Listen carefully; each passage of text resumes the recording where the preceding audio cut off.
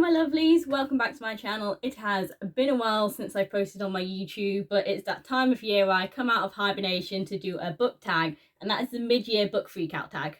My reading goals are on track for the year. I am on 39 books out of the 65 that I wanted to read. Secretly in my head I'm kind of aiming for 75 this year because my Studygram says I'm about 5 books ahead, and I'm wondering whether I can push that a little bit, but I'm actually not going to change my reading goal just in case things fall through. Now, the mid-year book freakout tag is actually a hard one for me to put together this year because a lot of my reading has actually been the medieval Icelandic sagas, and medieval literature is not good for fictional crushes, so it's actually been more difficult than it has been in the past to decide what books to put where. And of course, the whole village is out mowing their lawns on the one day I decide to film the first YouTube video I've done in 6 months. So the first question is the best book you've read so far in 2022, and this is going to come of no surprise to people that know me because I'm going to say Princess Ever After by Connie Glynn, which is the 5th and final book in the Rose of Chronicles series. However, because this book is going to appear as an answer for a lot of these questions, I picked a secondary book that I really enjoyed, and that's what was If We Were Villains by M.L. Rio. This is a book that I've actually picked up for a book exchange with my friend Alex, who is Betwixt the Bindings on Instagram. And this is a Shakespearean murder mystery, as in it's a group of students who study Shakespeare and one of them ends up dead. And we find out how this happened through their portrayals of the plays. And it was very interesting, and I ended up annotating it because that's part of the exchange. We're each going to annotate a book, swap them over, annotate each other's book and swap them back again. This is a BookTok and Bookstagram favourite. It always ends up on these lists of best dark academia books to read, and it really is that aesthetic to a T. It is truly a dark academia book, and I absolutely loved it for it. And I'm definitely going to give it a reread before the end of the year when Alex sends it back with their annotations written in it. Question number 2 is the best sequel you've read so far in 2022, and of course, Princess Ever After can qualify for this question as well because it is the 5th and final book in the series. However, the actual book that I'm going to say for best sequel I've read so far is Crescent City, House of Sky and Breath by Sarah J Maas, which is the second Crescent City book and came out in February. I actually didn't 5-star this book. I gave it 4.5 stars because it dips a little in the middle, and I actually wasn't so interested in the rebellion plot point of this. However, the ending was absolutely mind-blowing. It's got to be one of the biggest things that has ever happened in a book series ever.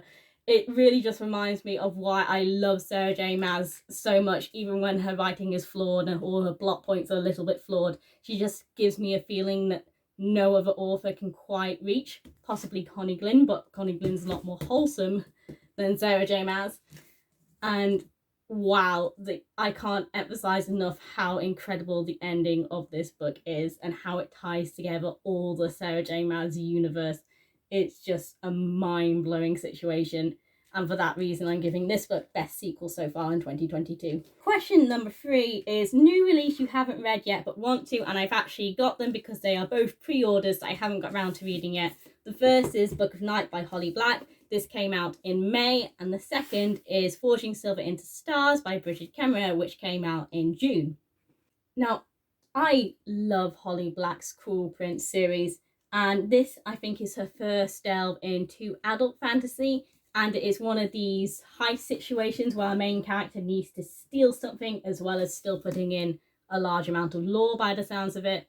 And the whole heist genre is something that I haven't delved into yet. I know people love it from Six of Crows and that sort of thing, so I'm excited to see what Holly Black does with this.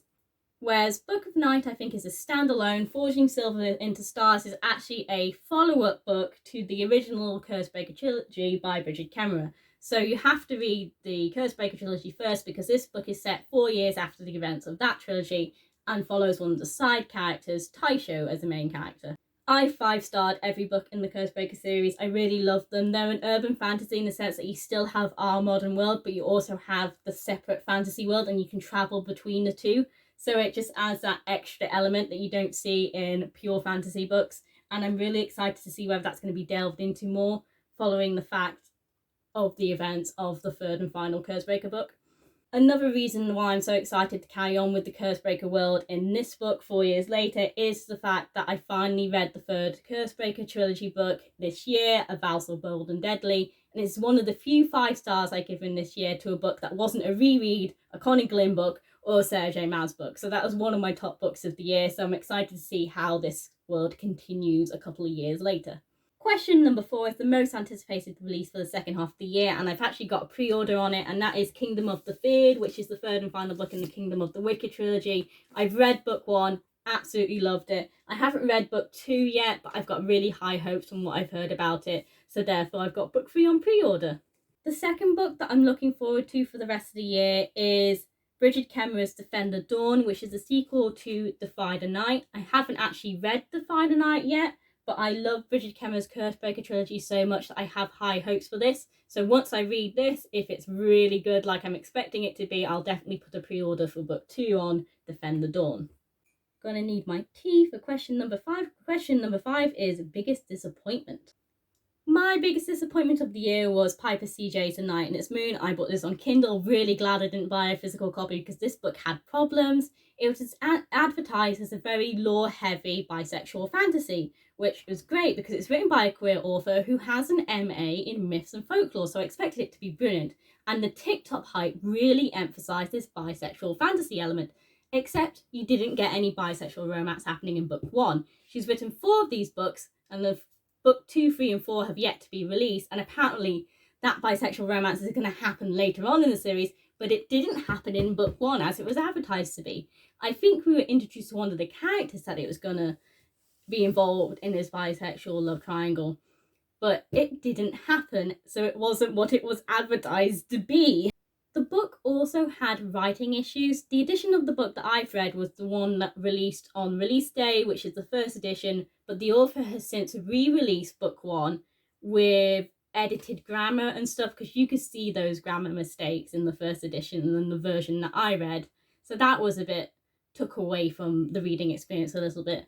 And then also there was drama involving the book. So the editor was attacking people on Goodreads, and the author has since dropped the editor from them, is not involved in them anymore. But it really just put a bad taste in my mouth before I'd even started reading the book.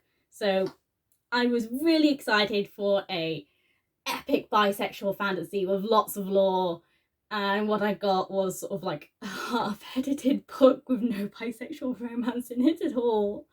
So I'm not rushing to buy books 2, 3, and 4 when they release, even though I was so hyped for book 1 when it first came out and bought it on release day. Question number 6 is biggest surprise, and for me that was The Midwich Cuckoos by John Wyndham. I picked this book up on a whim because my dad is recording the new Sky adaptation, and I thought by the time I actually get round to watching it I could have probably have read the book, so I put a hold on it in the library, and I'm so glad I did, because it really took me by surprise. It was not at all what I was expecting from a sci-fi written in the 1950s. It had this amazing sci-fi concept that was handled in such a uniquely British way that I loved it. And the ending was the absolute perfect ending that could have been for the story. I was surprised at how much I was engaged in it, especially when it's not a dramatic approach to this situation like you would see, I don't know, in American sci-fi movies. It's actually really quite a subdued book, but it works so well for the situation. And I'm very intrigued to see how they update that situation for it to happen in the 2020s for the Sky adaptation instead of when it happened in the 1950s in the book. So that is going up there as one of my favourite modern classics that I've read, and I really want to read his other books, especially Day of the Triffids. Question number 7 is new favourite author, debut or new to you, and I'm going to put an author that I already know is a book talk favourite, and that is Colleen Hoover. I've only ever read one Colleen Hoover book, and that was It Ends With Us at the beginning of the year as a digital copy from the library again, but she managed to get me completely hooked on a contemporary romance novel.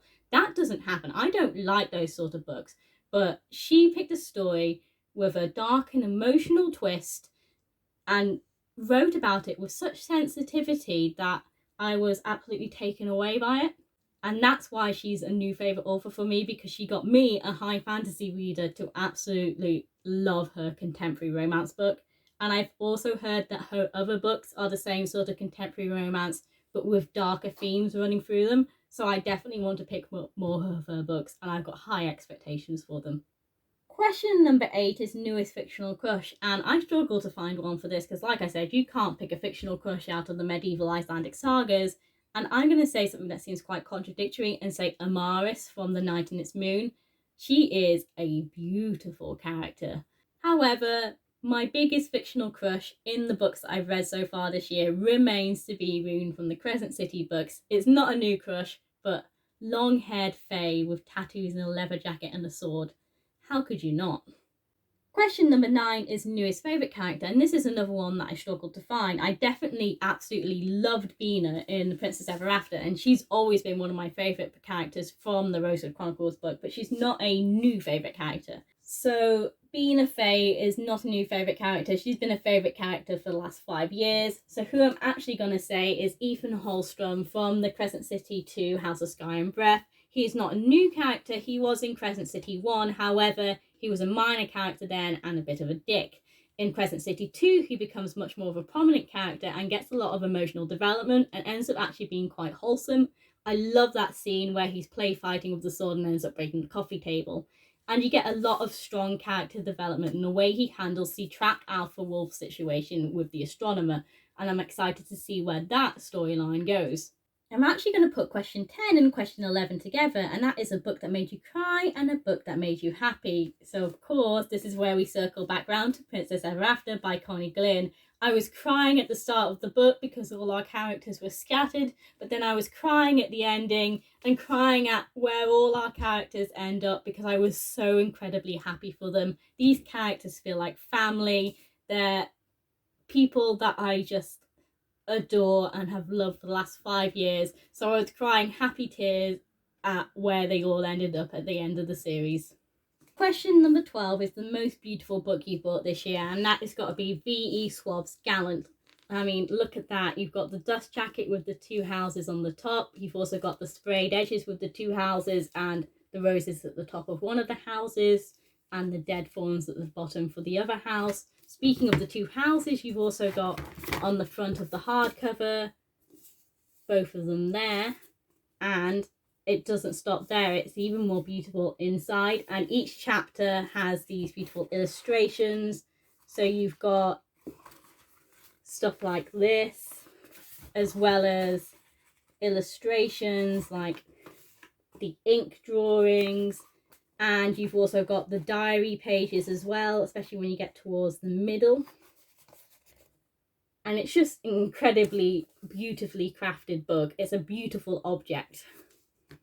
And the 13th and final question is, what books do you need to read by the end of the year? And I've got a lot. I've still got the books on my 12 books recommended by 12 friends in 12 months challenge. So that includes The City and the City, Chelsea High, Dark Shimmer, Serpent and Dove, The Goldfinch. I've also got books I need to read before my pre-orders come out. So that includes Kingdom of the Curse, but I'd also like to reread Kingdom of the Wicked before I read Kingdom of the Curse. I like to read Defy the Night to see if I want to pre-order Defend the Dawn.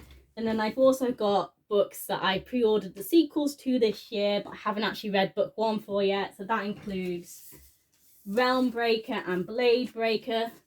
I need to read book 1 because I pre-ordered book 2 without reading book 1. And the same goes for The Shadow of the Gods and The Hunger of the Gods. I need to read book 1 because I pre-ordered book 2 before I read book 1. So lots and lots that I need to read. Oh, and just in case my TBR wasn't long enough already, I've also decided that I want to do a couple of year long project where I read all of Stephen King's works, and there's about 95 of them. So probably by the end of this year, I probably want to get around to Salem's Lot, The Shining, the Batman books, and maybe The Stand as my priorities for my Stephen King books. So that's lots of reading that I've got to do. So thank you for watching. Like, comment, subscribe, and I'll see you in the next video. God knows when the next video will actually be.